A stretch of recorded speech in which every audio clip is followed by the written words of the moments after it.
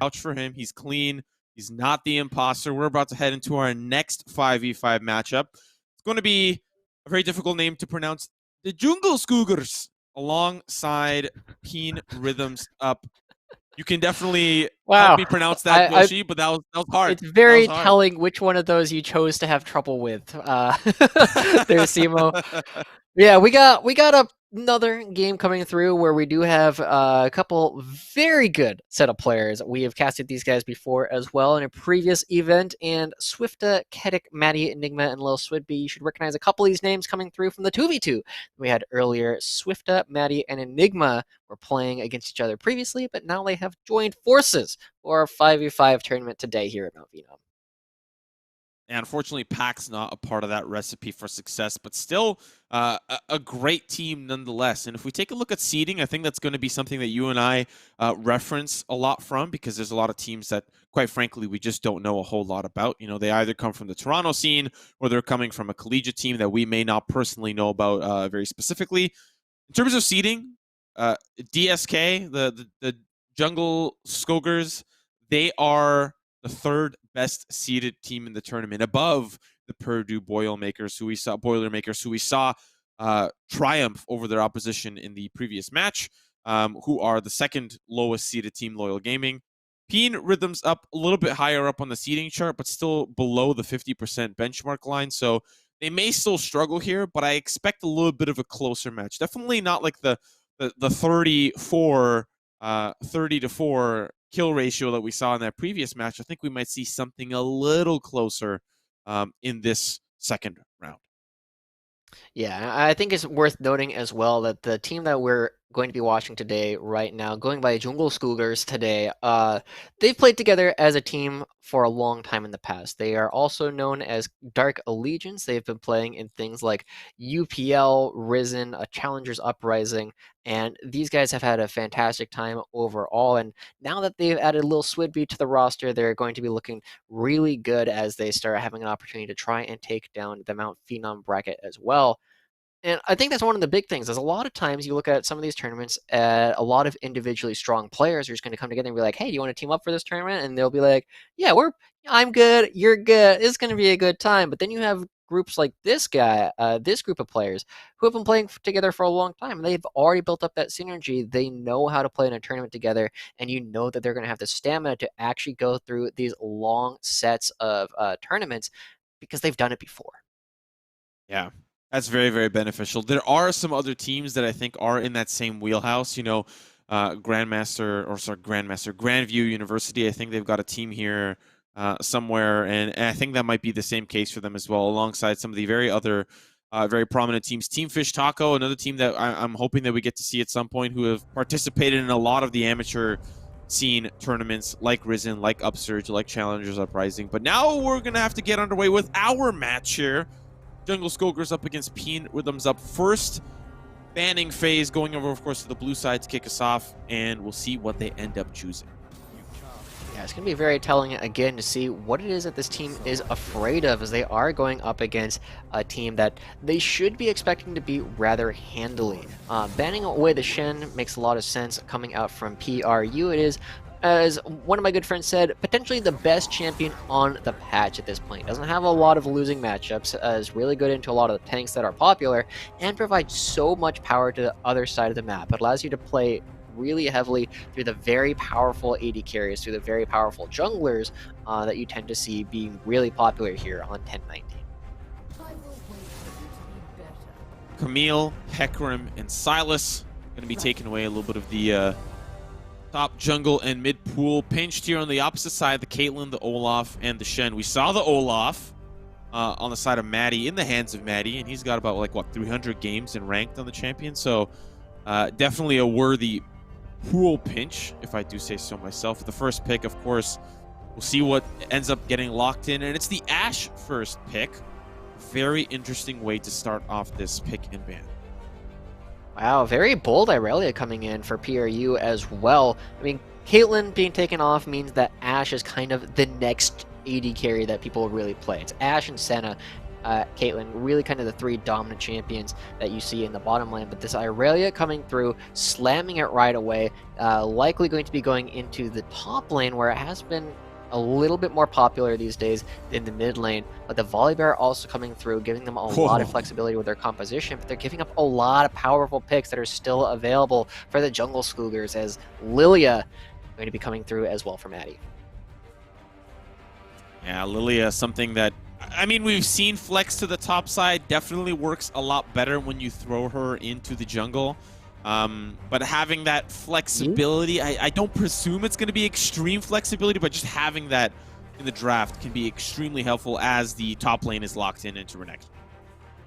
Yeah, when you said throwing the Lilia into the jungle, I was just thinking just like, take that deer and just yeet it all over the trees. And we are going to have our champion select breakdown for just a moment. Now we see some ranks coming through, and as we saw, a lot of Challenger, a lot of Grandmaster players coming out for the blue side of the map, whereas the red side, a lot of Platinum players. And I'll be honest, despite the fact that the raw skill difference, in terms of ranks, seems smaller than the game that we saw previously, it is still going to be pretty brutal. A lot of Platinum players, and you look at it, they have some pretty good ideas on how to play League of Legends. They've gotten to a pretty respectable rank. They hit the top 10%, and now they can start putting together real strategies on how to play. But we're already seeing the difference in the champion pools that these guys have.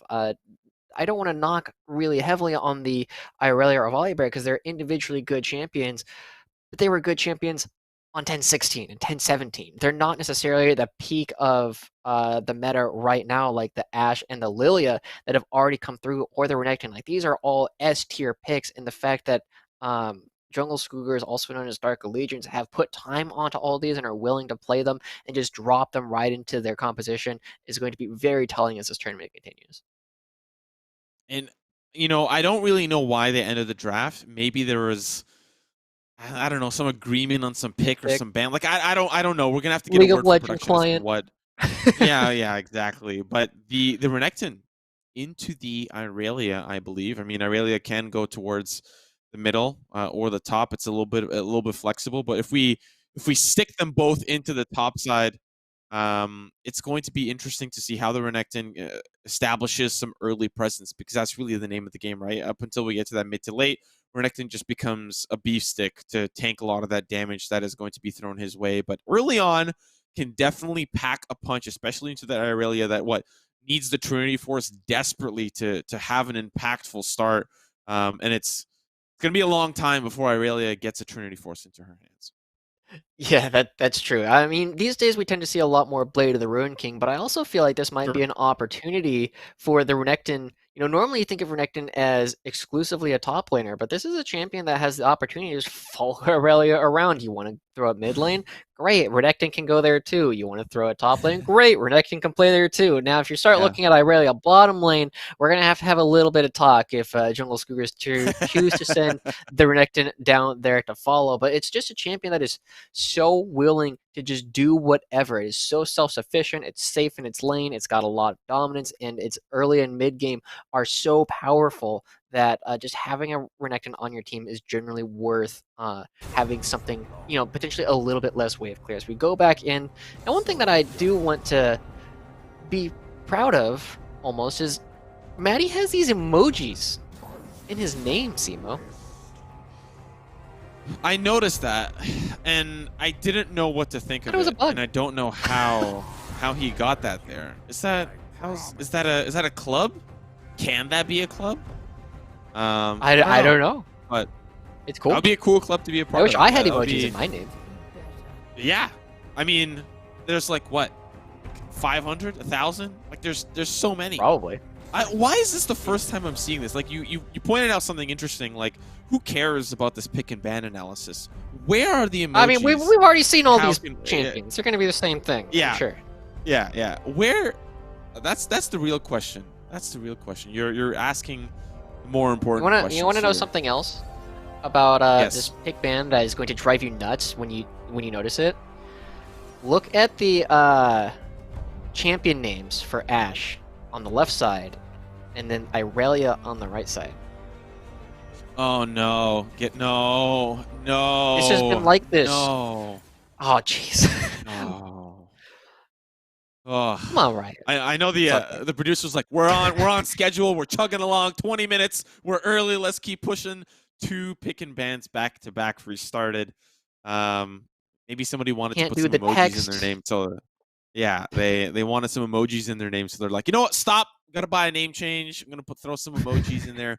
But the Ash lowercase, or like the correct way of spelling into the all caps. Oh man, I'm never gonna see Yeah. League the same. That's it. You're I never quit. gonna I unsee quit. it. It's just the thing that you're gonna Yeah. notice from now until the end of time as you look at these champion selects. But it is definitely a spot here where, you know, as we go through, it looks like the teams have agreed, same picks, same bands up through the point where the champion select crashed.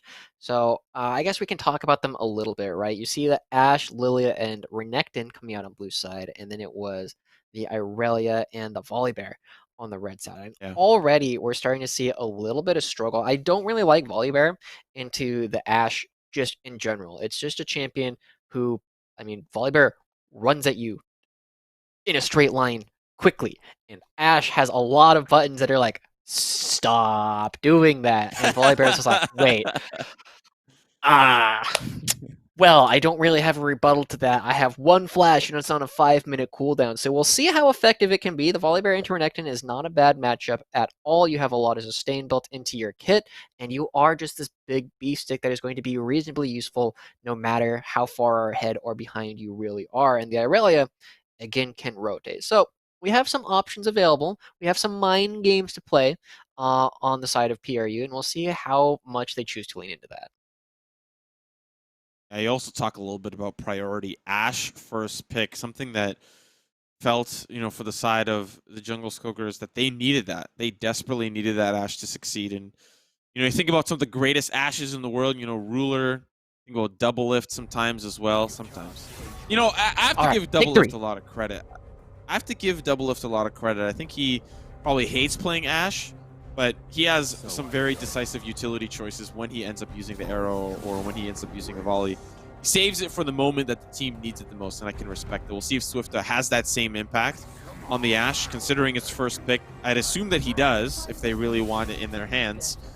But the last question that remains for this first phase of the pick and ban, Joshi, is what is that last pick for Peen Rhythms up? What is that last pick to round out before we get to the second phase of bans? Do they want their own ADC? Do they want to round out their top side with their last mid laner or their last top laner, wherever Irelia ends up going? What is that last and final pick to seal the deal Traditional on the first wisdom phase? tells you here to pick either AD carry or support, right?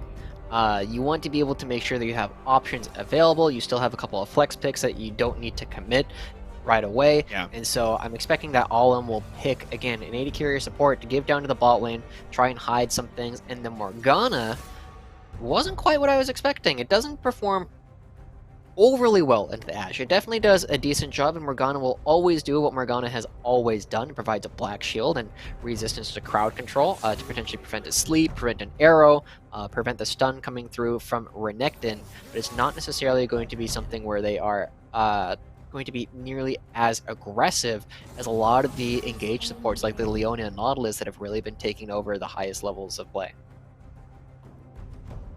So the Morgana, I think you pointed out the support was the last pick, and as we are seeing the rest of the bands come through, Vladimir and Orianna on the red side, as we see Ezreal and this last and final band. They're trying to pinch, I believe, the AD carry pool a little bit deeper, so Mofat doesn't have a lot more to work with.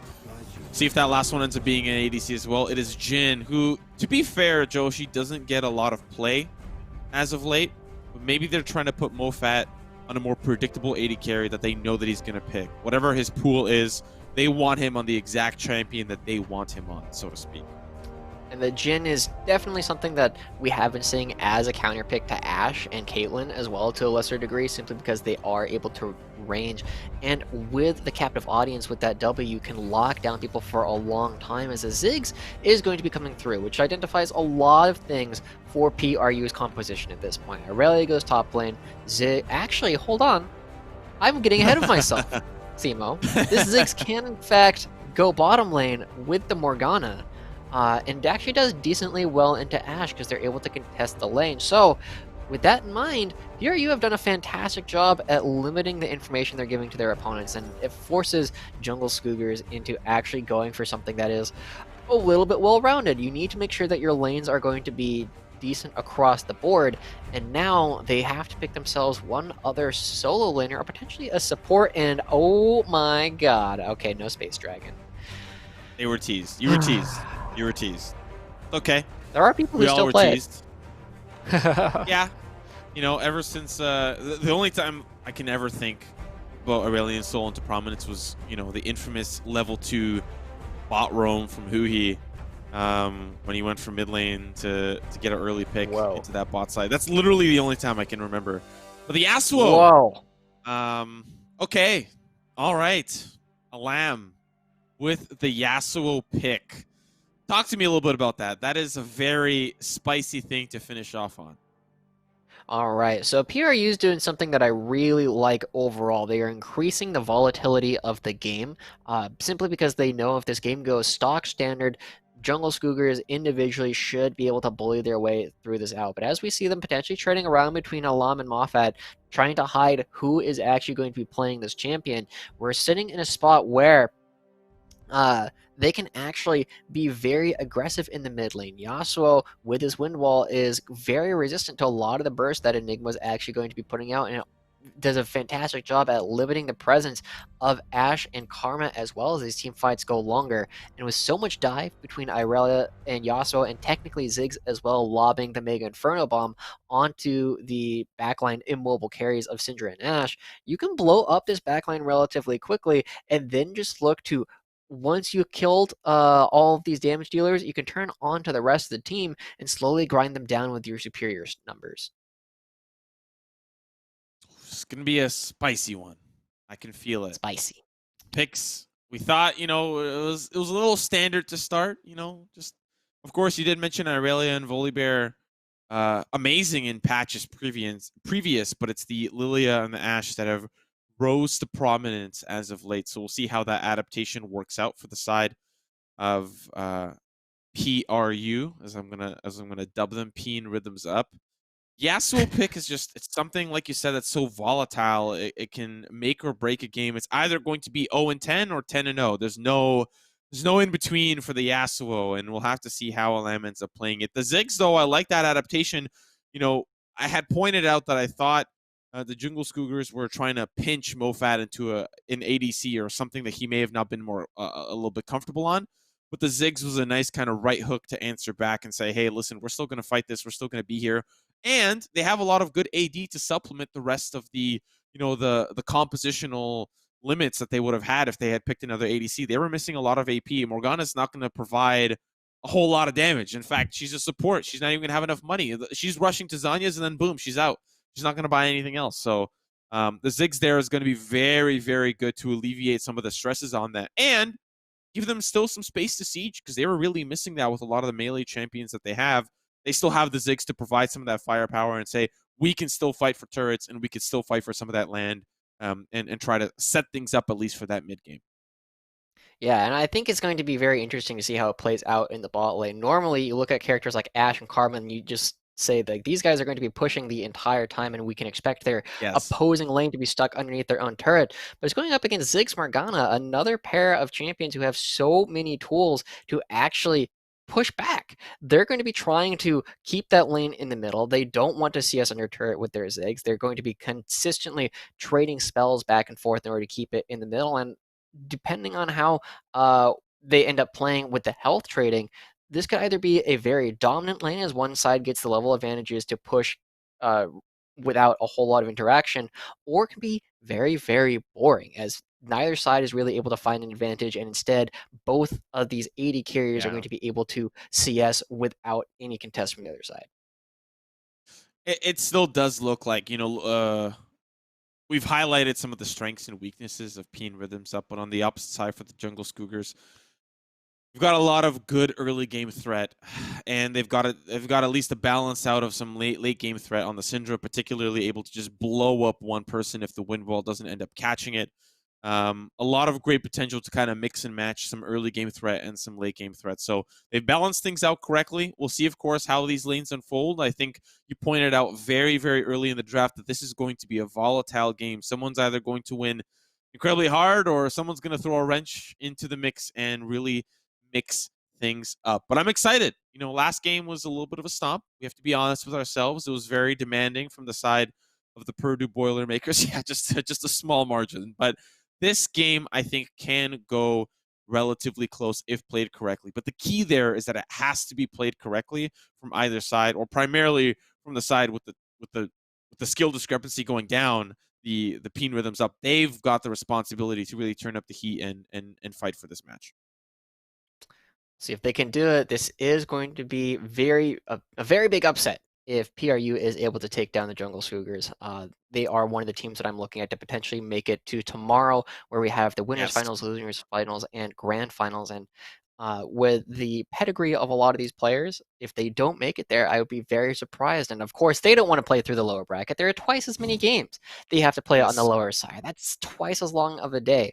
So we'll see how well they're able to actually do that, and if PRU is going to be able to actually show us a real competitive game this time around as we start to load into the Rift. We'll have a look if there are any cheeky invades. I don't presume there will be as the pings start to come through. And already, say that, PRU setting up towards this top side. We'll see where they end up going or what they end up deciding. Maybe they want to give Kadek a little bit of a struggle or a difficult time to start things out. But I think they'll get spotted maybe. Nope, they don't get spotted at all. So this might be very interesting invade. We are seeing an invade on the opposite side, so they'll just barely miss each other. Wow. Interesting, this could interesting. be really dangerous depending on how long it is that Kadek chooses to stay where he is, or if he chooses to go top lane. And wow, this ring around the Rosie is going to leave Renekton A-OK. Enigma now just spotting everyone out, knowing exactly what was going wrong this entire time. But the Djungelskogers are going to be able to get out without any scrapes. And whenever you go for this large invade like that, I always feel as though you need to put down at least one ward, so you have a little bit more idea on where your opponent is starting.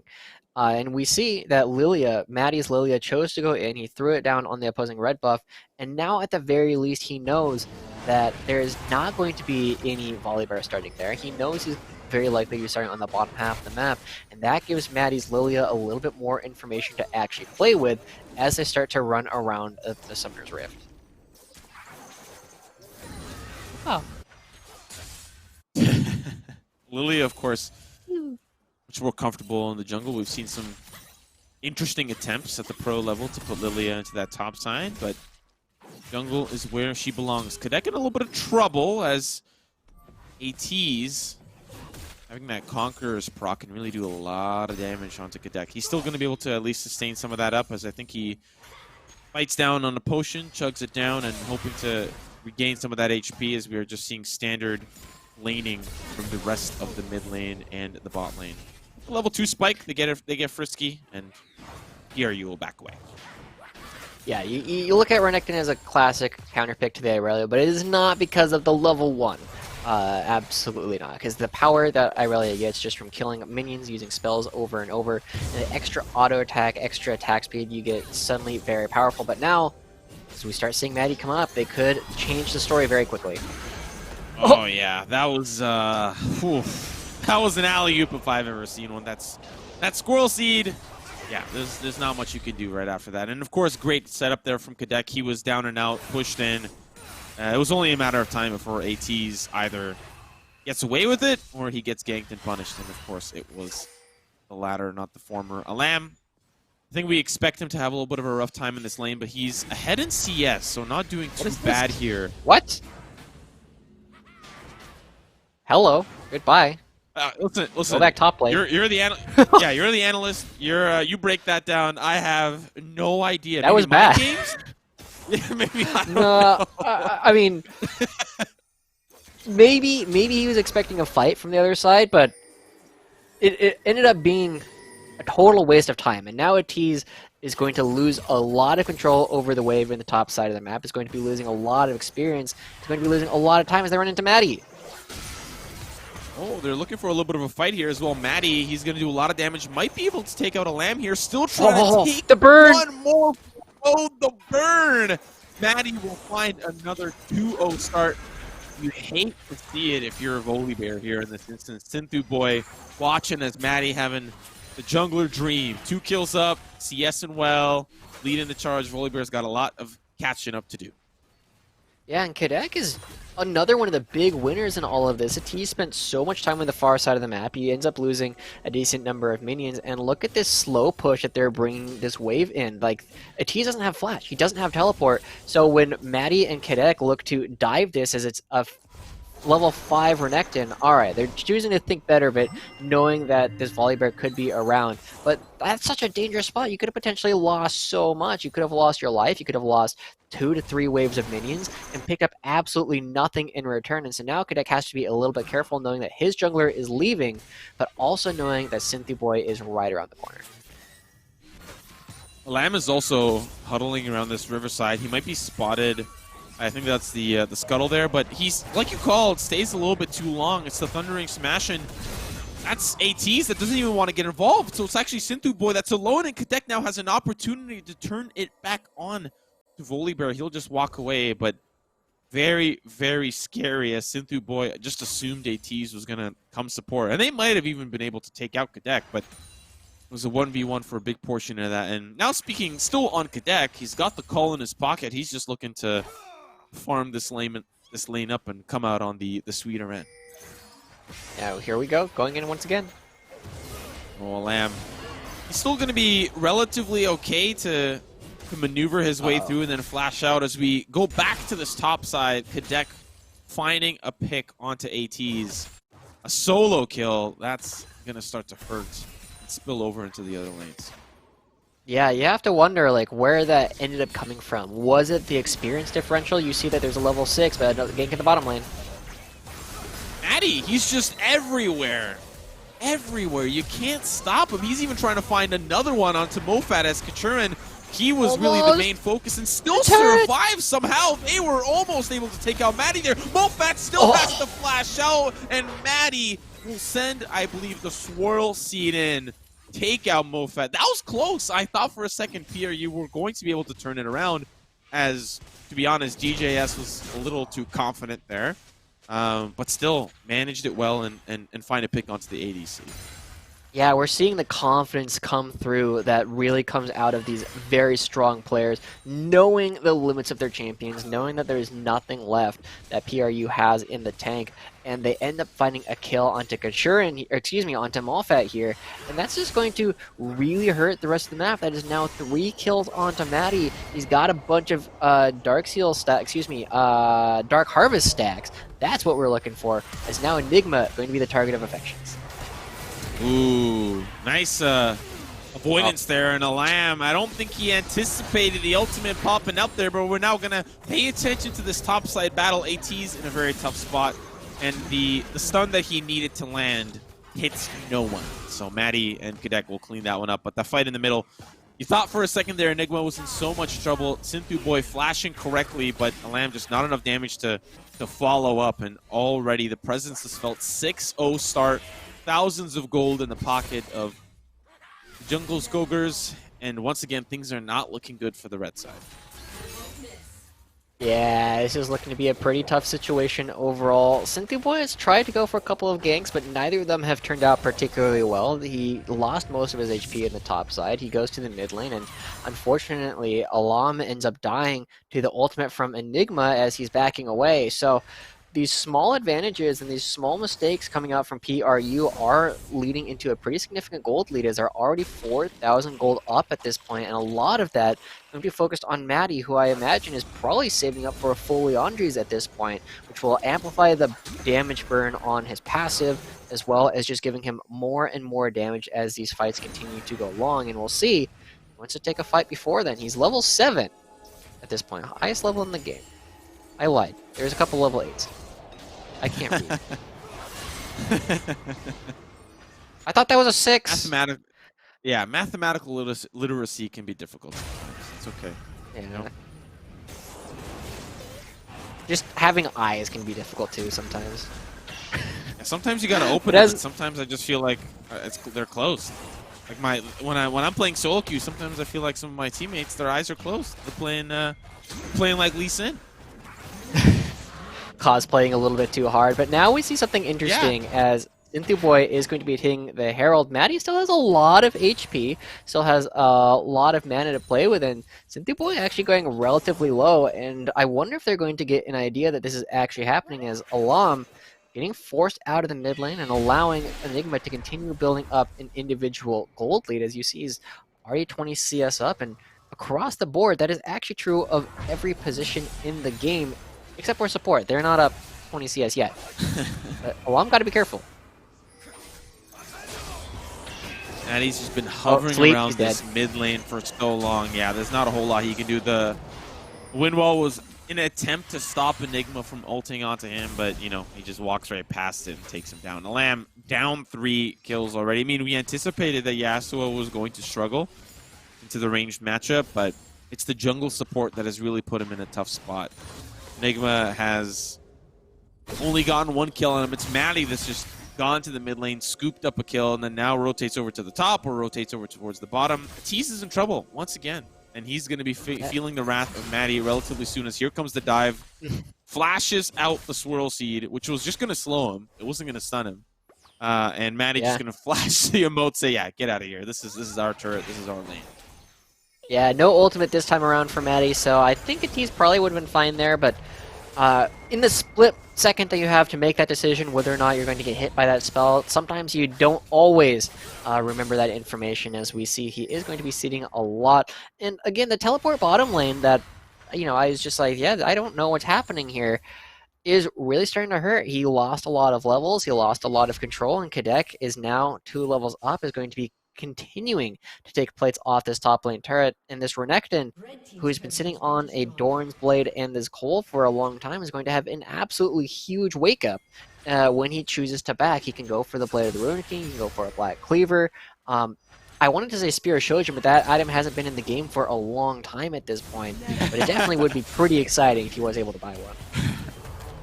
Lil Swidby, Zoom, zoom. you know, as a support, he was just like, I just want something. I just want a CS. I just want to help push the wave. I want to do what I do best. And then when he saw a Volibear pop the Predator and just barrel down towards him, he's like, I need help. I need to get out of here. And fortunately for him, he does. But unfortunately for Peen Rhythms Up, it's a Predator wasted. And not an opportunity to find a pick, which they so desperately need. They need some tempo. They need some momentum. That could have been it, but Maddie's just too strong. So much damage onto Boy, trying to hide behind the turret, but Bob's your uncle. Maddie going to find yet another kill for his necklace collection. 6 skulls now hang around his neck. Will it be the 7th here, as there's going to be 2 that start to pop onto him? He's going to put them to sleep, while the Karma's going to start to rotate from that bot side. Lil Swoopy going to come to support. The arrow misses Maddie in a lot of trouble, but still alive. That's the ultimate from 6. Oh my goodness, Maddie down to just single-digit HP. Kachurin will make sure he stops the chain, stops the momentum, but loses his life in the process. 10-1, 12 minutes in.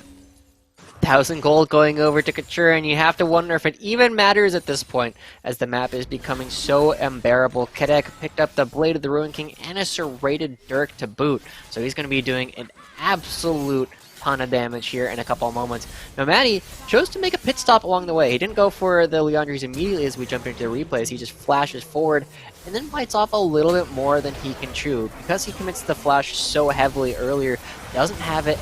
He ends up getting hit by a ton of crowd control, and here, unfortunately, you can't dodge auto attacks, or ends up going down to the last bit of damage from Kachurin, but ends up paying for it with 3 kills altogether, as we jump right back into live, and Kadek in a bit of a tough spot. Swift already dead.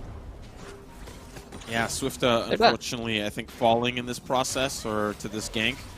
Ultimate popped already from Sinthu Boy, so he couldn't have dive the turret there in that instance, and Kadek actually finds a window of opportunity, slices in, dices out, and Mofat's going to feel that one in the morning, sent back to the fountain, while the rest of the team pushing towards this mid side, looking for a tier 2, or their first tier 2, while there's still a tier 1 in the bot side, standing alive and well. Yeah, that's a straight dirt coming through. There's a lot of extra damage that was built into the Cole the Meek. Just blows him up almost instantly. Not a whole lot that Mofat could have done about that. We do see they picked up another kill, this time onto Swifta, who does have the Blade of the Ruined King completed as we start looking into the next couple of dragon fights. I want to say that there's good opportunities here for PRU, but it's going to be really, really tough. They don't really have very good, consistent ways to crowd control Maddie, who's currently 7-1-1 on this. Lilia has a ton of power and is very, very mobile, has some of the highest consistent movement speed in the game, and they're going to find Zintu Boy. Yeah, it's not much. There's not much to say. He evaporated. He didn't even have an opportunity to say goodbye. He was dead before he even knew it. Maddie's just gonna. Yeah, he's just a boy, Maddie. He's just a boy. Looks like this second dragon gonna go over towards the side of Djungelskogers. At least fortunately for PRU, Peen Rhythm's up. It's not gonna be Infernal Soul, which would have been very, very scary. It would have made matters even worse. But now there's at least some silver lining that while Ocean and Mountain are still scary, Infernal would have made this game explosive and just made it even more difficult to catch up, especially if they did not get the soul. Assuming, right, Joshi, that it even lasts to a point that they'll fight for the soul. Yeah. That's a pretty big if at this point. Yeah, that's He's yes. Going 1v2. Okay. This is an opportunity. Swifta, he's going to try to turn things around. He's going to at least find one, and now it's the 1v1 as Enigma looking for an opportunity. That's the ultimate that gets popped, but he does not have enough spheres on the ground to turn it into a kill. Alam now just going to use that one last final pesky minion to escape. The 1-for-1 trade. Swifta at least able to fight through and find another pick, while the rest of this team providing some firepower onto this bot side turret. Yeah, do you want to know why Swifta didn't have the arrow there? This was something very small that I wasn't sure if you would have necessarily noticed previously. But do you know why he didn't have his arrow for that fight? He died trying to use it in that bot lane fight earlier? Good guess. He launched it from base and then teleported top lane to see if he could catch somebody with the arrow.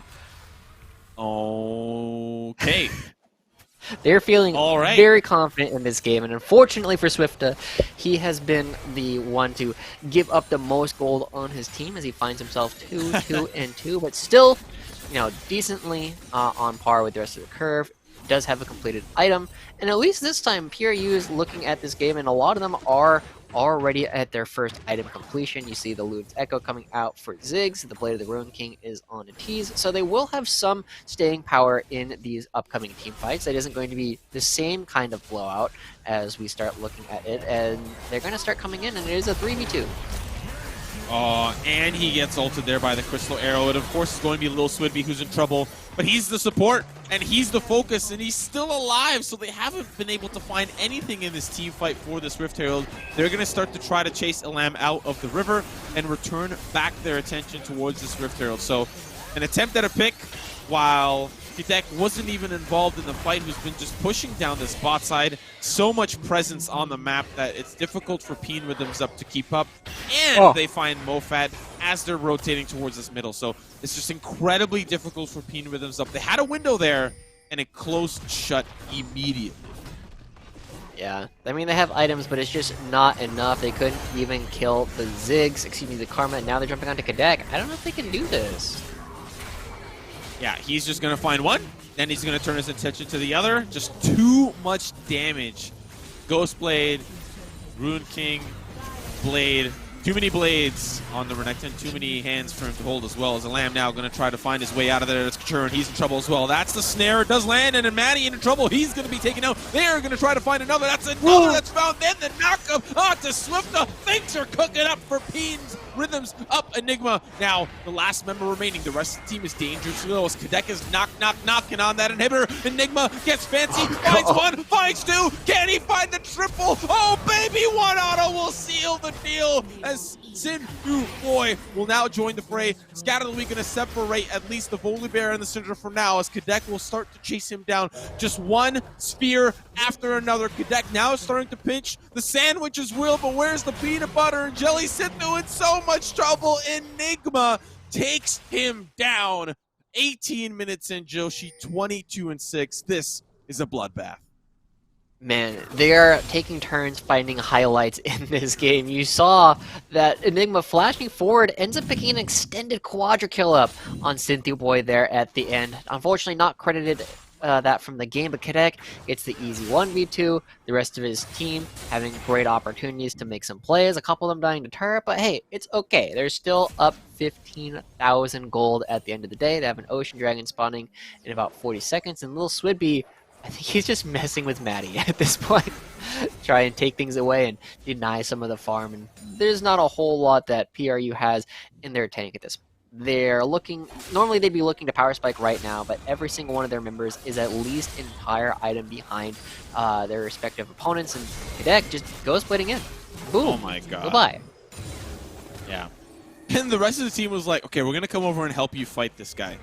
No. Oh, he's already We're dead. actually going to stay. We're gonna keep our distance in a 1v3. Let's see how much damage he can get done. That's actually the crystal arrow that gets popped, and so far Kadek is still alive. He's gonna find at least one pick onto Morgana, but can he find the second? Kadek still staying alive. Mofat now has to retreat. The emotes are popped. The double kill is in, and the Djungelskogers find themselves a victory here in the winner's bracket. They will move on. Peen rhythms up. A valiant effort, but not enough to seal the deal. They will fall down to the loser's bracket. What a very interesting game, a very interesting draft, but it was not enough. As DJS will be victorious and move on to round 3. Yeah, now the Djungelskogers are going to continue their way towards the top side of the bracket, or rather the winners finals. And I think, again, these guys are some of the players that we are looking at to potentially be some of our top 3 competitors at the end of the tournament. And they really showed why. Almost every single one of their members had at least one highlight play throughout that game. And it's partly because they had the confidence to opt into some plays that you normally wouldn't really expect. Enigma flashing forward, picking up 4 kills in an extended fight. Kadek taking multiple 1v2s, 1v3s, and coming out ahead. And it all really comes down to some small things that they did at the very beginning, where I think this might be a story of a lot of the tournament. The high elo junglers catching people out and getting so far ahead that there's not a whole lot that their opponents can do about it. Yeah, we're getting word from production that the Djungelskog is a bear from IKEA. So I don't know what I want to do with that information. I don't know what I want to do. I'm just going to leave it up there. If you want to go buy yourself a Djungelskoger, the proceeds don't go to the team. They're not affiliated I'm in gonna have to whatsoever ask the way. producers to put this on stream at some point, potentially over the break. Yeah. Show us all what a Djungelskog is, because yeah, man, that is adorable. I'd be down to see that if we could get like a maybe even have production go out and buy one and do like a selfie cam. That'd be dope. That could be a thing that we could get done. I mean, that's asking for a lot in the COVID-19 Go to era. IKEA in this day and age, Simo. Yeah. Yes, yeah. It'll be very, very scary. Ladies and gentlemen, we're gonna throw to a quick little break. It's been a lot of action coming your way, and we've got more after the break. Round number 3. We'll be right back after this.